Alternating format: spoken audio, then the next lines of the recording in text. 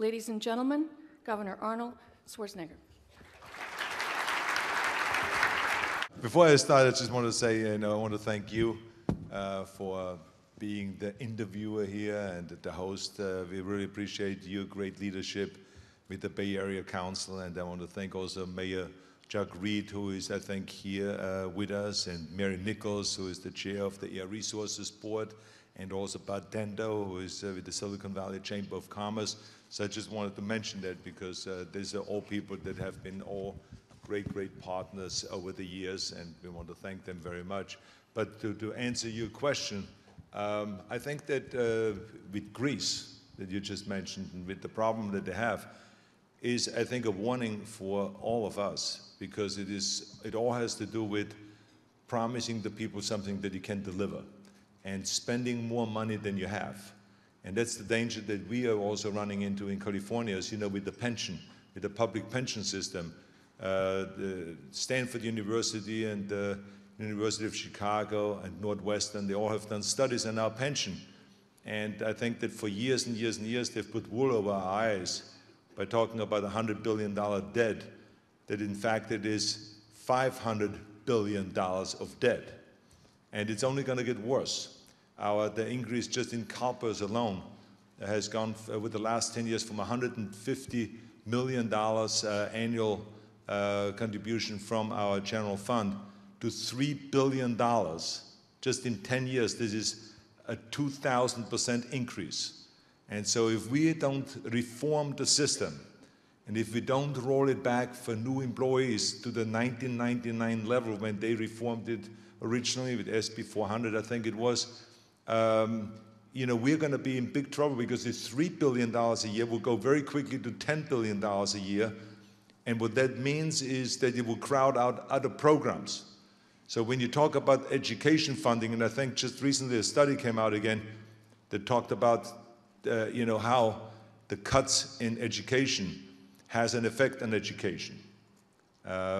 I think that is an obvious, it's a no-brainer that it will have an effect on education, as much as the lack of reforms also have an impact on education. But the bottom line is, why do we have a problem with education funding? Is not just a budget problem, but it is also that those kind of things like pensions are crowding out education funding for higher education and for kindergarten through 14. So this is why we have to be very careful.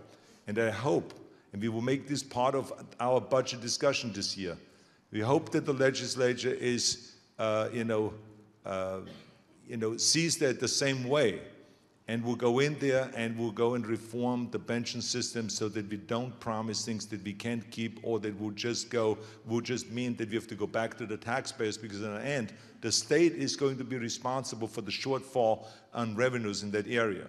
And the promises that they've made, and the kind of increases in benefits, and the kind of increases in investments, and all of those kind of things didn't materialize, because they thought and said in 1999 that the stock market will be at 28,000, when in fact it is now at barely at 11,000. So I think there were all kinds of assumptions that were made. So those are the kind of things that we have to do. Otherwise, we will go into the same situation as Greece has gone. It's all about spending more than you have, and we have to be very, very careful to live within our means. Further on education, the last couple of years we're seeing real diminution in the university system, the UCs, CSUs, community college. I see our friend Barry Klein, heads of research for UC Davis, is staring at us and saying, what's going to happen in our higher education system? Because that's really the engine that's driven the success of California. Well, obviously, that when you have a $60 billion deficit like we have had last year, and when you have this year another $20 billion deficit, there are certain cuts that you had to make. But we are protecting education as much as we can. So for instance, this year in my budget, I insisted to keep the same amount of funding as last year for kindergarten through 14, to make sure that we go and put the money in there, because we need that money. And even though we have a $20 billion deficit, we're not going to cut from there. And the same is with higher education. We have in our budget a $2 billion plus increase in higher education, even though we have a $20 billion deficit. So we know where our priorities are, because we know that higher education is extremely important. We are short of engineers and of people that going to four-year universities. We have a problem with the amount of people that can go because of the budget problem and all this. So we have to really emphasize that and do everything that we can, because those are the people that are going to be the leaders of the future. So, so the $2 billion more will be very helpful. When we were backstage, we were talking about infrastructure, and you raised it, and this is something, a great accomplishment of your administration in 2006, $40 billion bond passage, and then high-speed rail. I guess we named the new head of the High-Speed Rail Authority yesterday. So California is on the move in rebuilding, but there's a lot farther to go, isn't there? Well, as you know, and you've been a great partner in that, I think that California is very unique. That the kind of commitment that Californians have made to infrastructure in the last few years was really spectacular. The rest of the nation is envying us, and it's really kind of like, we all know that the nation is falling way behind when it comes in rebuilding America. And that's why Governor Rendell and Mayor Bloomberg and myself formed that partnership, one independent, one Democrat, one Republican, to make sure everyone understands that there's nothing to do with party lines here. That rebuilding our infrastructure in America is absolutely crucial, because we've been fallen way behind, including California. When I came into office, I mean, for decades, we did not really upgrade our roads and bridges, and we did not upgrade our schools and our levees. They have been 100 years old and have not really gotten the kind of reinforcement that they needed, and affordable housing and so on. But, I went on this campaign, and even though in the beginning it only showed like 32% approval rating, when it comes to infrastructure, only 32% of the people were interested at all in that. But then eventually we built up, and we had the California people really getting interested in rebuilding the state. And by the time we put it on the ballot in 2006, the $42 billion of infrastructure bonds were approved by the people.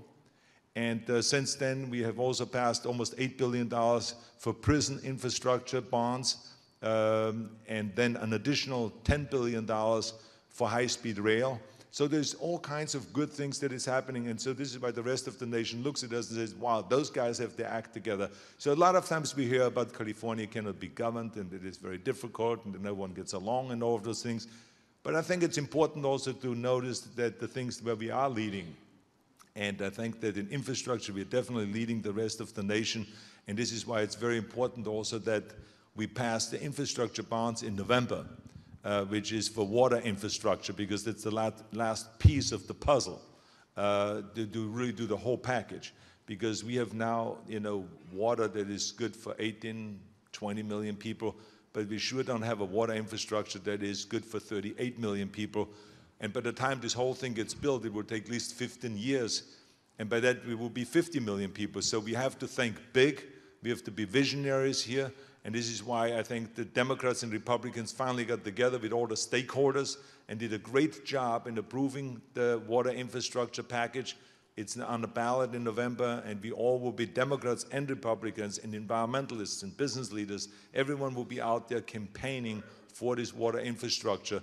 So that the people will approve that. And then we have all together a $70 billion package since I've come into office, and that with matching funds, which will make it $150 billion. I think that will get us the first kind of real big move forward in the next 10 years to approve our infrastructure and rebuild California. So I'm very happy about that. So if you're in the construction business, this is a good day for you.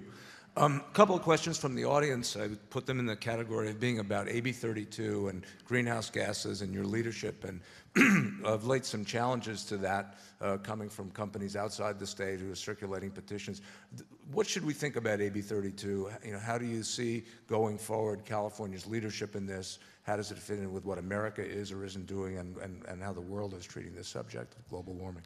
Well, Jim, I think that I was just mentioning earlier, but we as a state can be very proud about the infrastructure and how aggressively we moved forward in rebuilding California. Here's another area that we can be very, very proud of, and this is the kind of laws that we have passed to protect our environment and at the same time, of course, protect the economy.